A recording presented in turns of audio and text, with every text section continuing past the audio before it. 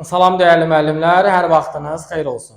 Mən Edukompani təhsil şirkətinin metodika üzrə təlimçisi Elgün Əhmədov. Bugün sizlərə MIQ tipli bir neçə situasiya testinin izahını təqdim edəcəm. Gəlin, vaxt itirmədən birinci sualımızın izahına başlayaq. Bu sualımızda qeyd edilir ki, müəllim şagirdlərə elektromaqnet dalğalarının sinir impulslarına təsirini izah etməyi tapşırır. Baxın, müəllim şagirdlərə bir tapşırıq verir, düzdürmü? Müəllim şagirdlərə tapşırıq verir. Tapşırıq nədir? Elektromaqnet dalğalarının sinir impulslarına təsiri. Şagirdlər bunu izah etməlidirlər. Sonra isə müəllim şagirdlərə qiymətləndirmə meyarını elan edir. Qiymətləndirmə meyarı nədir? Anlayışı müəyyənləşdirmək. Baxın, belə bir meyar verilir bizə. Anlayışı müəyyənləşdirmək. Sizcə bu meyarda nəsə bir boşluq varmı? Məncə var. Situasiyada anlayacaq boşluğun nə olduğunu. Deyir ki, dərsin sonunda müəllim müəyyən edir ki, şagirdlər əvvəldə verilən tapşırığı icra etmək üçün etməyə əvəzinə, baxın, əvvəl verilən tapşırığı icra etməyə əvəzinə elektromaqnet dalğası nədir? Onu necə müəyyən etmək olar? Sualına cavab axtarırlar. Sizcə şagirdlərin bu suala yox, bu suala cavab axtarmasının səbəbi nədir? Təbii ki, biraz əvvəl qeyd etdiyimiz kimi qiymətləndirmə meyarının düzgün olmaması. Baxın, qiymətləndirmə meyarı nədir? Anlayışı müəyyənləşdirmək. Hansı anlayışı müəyyənləşdirməlidir şagirdlər? Söhbət nədən gedir? Hansı anlayışdan gedir? Düzdürmü? Təbii ki, müəllimin sonunda qiymətləndirməsi də uğurlu olmayacaq. Şagirdlər məqsəddən kənar məsələləri müəyyənləşdirirlər və nəticədə tapşırıq da istənilən səviyyədə həyata keçirilmir, bilik bacarıqlar əldə olunmur. Verilmiş situasiya ilə bağlı doğru fikri müəyyən edin. Gəlin, doğru fikri axtaraq. A bəndində deyilir ki, müəllim bir fasilitator olaraq şagirdləri düzgün istiqamətləndirməyib, onlara materiallar təqdim etməyib. Bura qədər hardasa doğru ki, düzgün istiqamətləndirməyib. Meyar vermək özü də bir istiqamətləndirməkdir, bilirik ki. Lakin ardı səhvdir, onlara materiallar təqdim etməyib. Materialla bağlı heç bir problem yoxdur. Problem qiymətləndirmə meyarındadır. Deməli, A bəndi yanlışdır. B-də deyilir ki, müəllim qiymətləndirmə meyarını elan etməklə kifayətlənib bu meyarın mahiyyətini elan etməyib. Əgər müəllim qiymətləndirmə meyarını düzgün elan etsəydi, şagirdlər məqsəddən yayınsaydı, bu sualın cavabını B götürə bilərdik. Lakin müəllimin problemi qiymətləndirmə meyarındadır ki, meyarı düzgün verməyibdir. Deməli, bu halda müəllim meyarı verib, amma şagirdlərin anlamasını təmin etməyib cümləsi yanlışdır. Çünki meyar onsuz da yanlışdır. Ona görə də B variantı da uyğun deyil. Əgər müəllim meyarı düzgün versəydi, B-ni rahatlıqla götürə bilərdik. C-də deyir ki, müəllim mövzu üçün həddindən artıq ağır təlim nəticəsi müəyyən edib. Ona görə şagirdlər təlim nəticəsindən kənara çıxıblar. Yəni, müəllimin həddindən artıq çətin bir təlim nəticəsi müəyyənləşdirdiyini hardan bilək və yaxud da ki, niyə çətin olsun ki, sadəcə mövzu verilibdir burada, izah eləməlidirlər. Bir dənə də meyar verilib. Deməli, yəqin bir dənə də məqsəd var burada. Cəmi bir dənə məqsəddir. Bu çətin olma ehtimalı da sıfıra bərabərdir. Ona görə C bəndi də yanlışdır. Müəllim dərs üçün sadə təlim nəticəsi seçib ki, bu da şagirdlərin dərsin məqsədindən kənara çıxmasına səbəb olub. Problem dərsin təlim nəticəsi ilə bağlı deyil. Dərsin təlim nəticəsində bir yanlışlıq yoxdur, onunla bağlı heç nə yoxdur ümumiyyətlə burada. Problem qiymətləndirmə meyarındadır, ona görə bunu da silirik. Təlim nəticəsi sadədirmi? Yox, onunla bağlı heç bir yanaşmamız yoxdur. Qaldı E bəndi cavabımız. Bir müəllim qiymətləndirmə meyarını, baxın, qiymətləndirmə meyarını məqsədlə uyğunlaşdırmayıb. Bəli, məqsəd nə idisə, ona uyğun da müəllim meyar qoymalı idi. Burada sadəcə müəllim bir dənə feil verib anlayışı müəyyənləşdirmək. Hansı anlayışı müəyyənləşdirmək? Şagird nəyi izah eləməlidir ki, müəllim də onu 4 səviyyəli şəkildə necə qiymətləndirməlidir, nəyə əsasən? Yəni, şagird bilməlidir ki, əvvəldən müəllim məndən nəyi gözləyir, nəyi tələb edir qiymətləndirmə meyarı vasitəsilə və mən nəyə cavab verməliyəm ki, bu qiyməti ala bilim, buraya layiq görülüm. Başa düşdünüzmü müəllimlər? Ona görə cavab Y bəndidir. Belə, bu suallar bizim yeni çıxan test bankımızdandır müəllimlər. Bilirsiniz ki, bizim yeni test situasiya bankımız çıxıbdır. İçərisində 50 sınaq və 1000 ədəd situasiya sualı var. Bu tipdədir suallarımız. 90%-i sırf MIQ tiplidir. Suallar düşündürücüdür. Əzbər, kitab cümlələri deyil. Bilirsiniz ki, müəllimlərin işə qəbulu sertifikasiya imtahanında sizə düşündürücü, məntiqli, oxuyub anlama tələb edən suallar düşür. Və metodikanı, kurikulumu, yəni yüksək səviyyədə yazmaq istəyirsinizsə, bu kitabı sizə tövsiyə edirik. Tövsiyə etdikdən sonra da arxasından möhrümüzü vururuq ki, baxın bu suallar keyfiyyətli suallardır.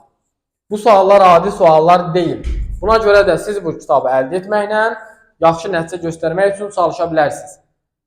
Bəli, kitabı əldə etmək istəyirsinizsə, mənə müraciət edə bilərsiniz.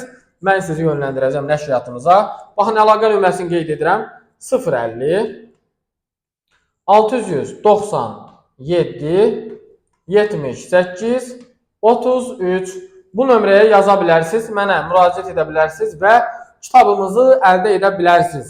İndi mən sizə bir neçə nümunə suallar da göstərəcəm kitabdan. Görəcəksiniz ki, həqiqətən imtahan formatlı və düşündürücü, məntiqli, metodiki əsaslandırılmış suallar burada öz əksini tapmışdır və yeni qaydalara əsasən bizim situasiya test bankımız yazılıbdır. Son günlərdə Artenin falan olan o imtahanlarını biz 2 ay bundan əvvəl öz kitabımızda əks etdirmişik. Yəni, Artedən əvvəl bizim kitabımız çıxıb, o sertifikasiya sınav imtahanı nəzərdə tuturam və orada bütün yeniliklər, əksinə yenilik yoxdur, onu deyən insanlar sadəcə onlar üçün yenilikdir. Yenilik yoxdur, eyni qaydalardır, sadəcə biraz daha dərinləşibdir hər şey, daha dərinliyinə varılıb, ona görə insanlar elə bilir ki, yenidir. Yeni heç nə yoxdur. Biz 2 ay əvvəl öz kitabımıza inteqrasiya ilə bağlı, fənlər arası, fən üstü ilə bağlı yetərincə suallar salmışıq. Alıb elə onları da işləyə bilərsiniz buradan. Gəlin baxaq başqa bir sual tipinə. Mən sizə maraqlı suallarımızdan göstərəcəm. Siz də müəllimlər bu sualları işləyərək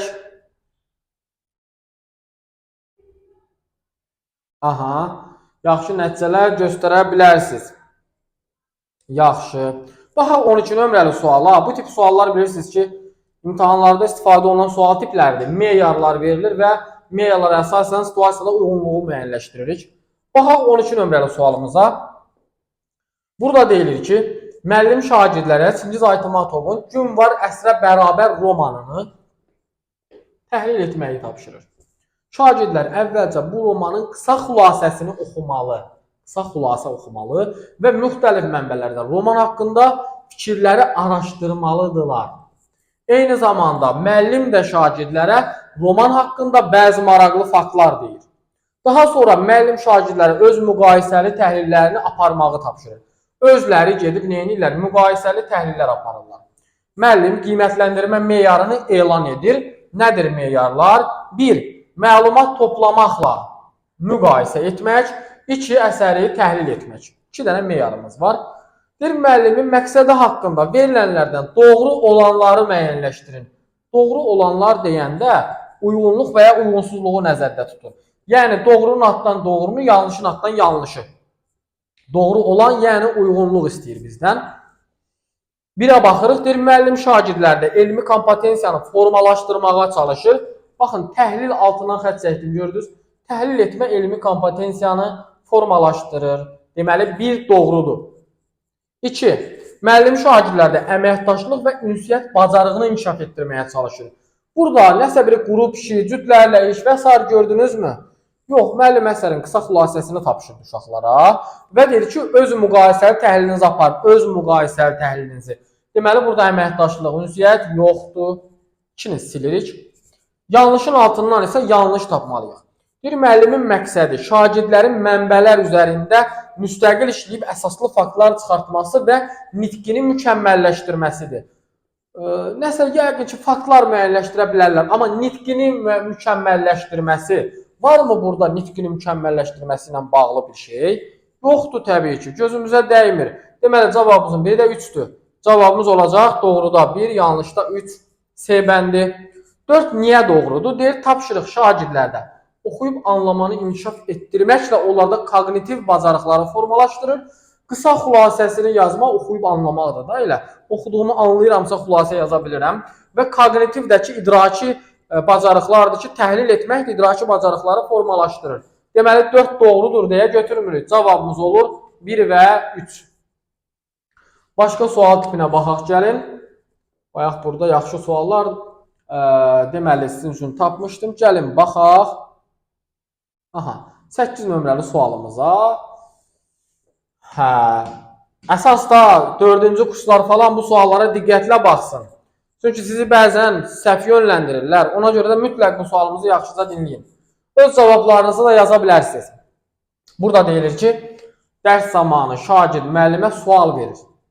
Müəllim sualın cavabını bilmədiyini, lakin növbəti dərsdə araşdırıb cavabını müəyyənləşdirib, onlarla bölüşəcəyini dedi. Diqqətlə qulaq asın. Müəllimin bu cavabına bəzi şagirdlər güldü. Yaranmış situasiyada müəllim nə etməlidir? Gözəl insanlar, baxın, biz bilirik ki, hər bir insan səhv edə bilər. Müəllim robot deyil ki, bütün hər şeyi bilsin. Süni intellekt deyil ki, müəllim hansı fəndən sual verirsən, cavablandırsın. Müəllim də insandır da, yəni nəyisə unuda bilər, düzdür?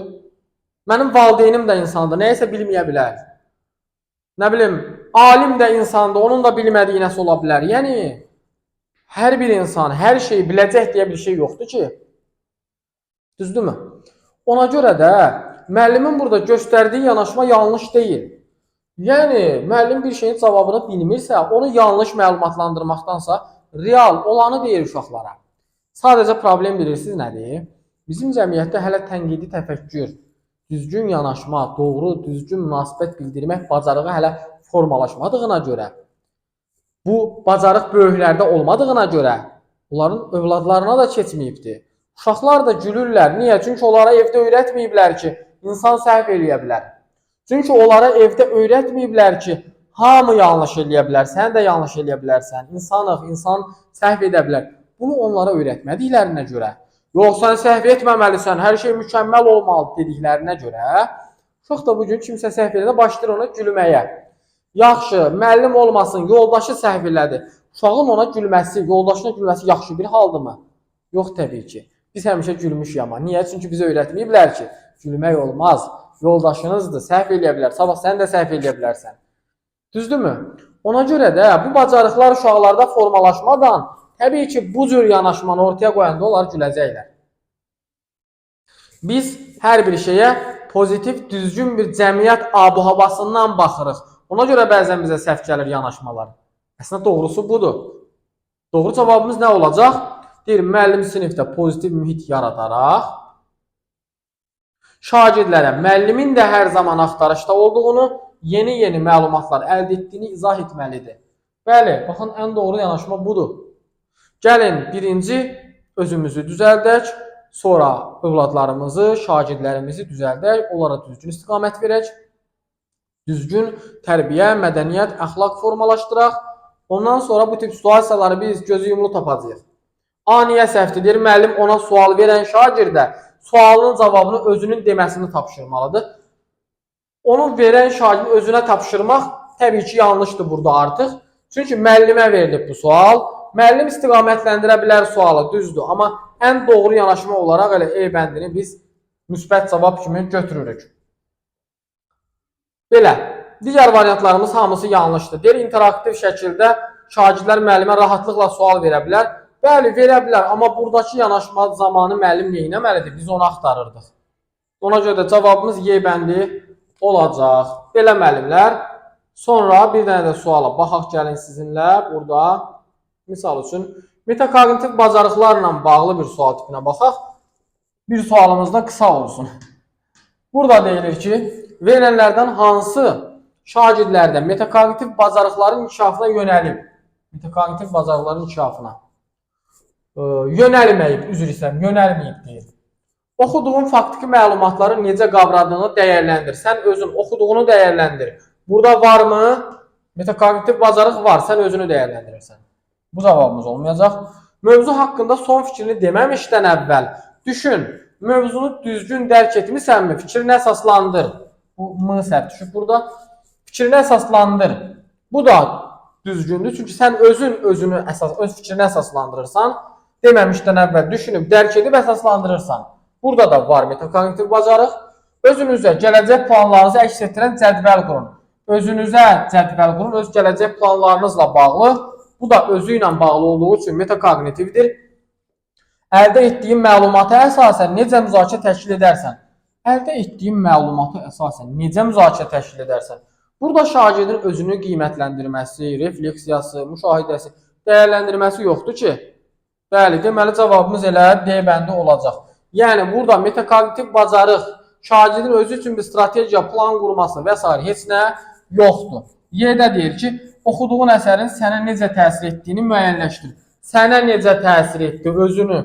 Deməli, cavabımız D bəndi oldu. Belə dəyərli müəllimlər, sizə test bankımızdan bir neçə nümunələr göstərdim. Bu tip suallar işləmək üçün siz də bizə müraciət edin. Kitabımızı əldə edin. Kitabın qiyməti 15 manatdır. İçərisində bir daha deyirəm 50 sınaq və 1000 dənə situasiya testi öz əksini tapmışdır. Və dəyərli müəllimlər, kitabı Bakıdan, Sumqayıtdan, Xırdalandan əldə edə bilərsiniz. Naxçıvandan da əldə edə bilərsiniz. Bölgələrimizə çatdırılma var post vasitəsilə bu şəkildə. Mənim nömrəmə də əlaqə saxlayıb kitab haqqında ətraflı məlumat ala bilərsiniz. Uğurlar olsun hər birinizə. Sağ olun, salamat qalın.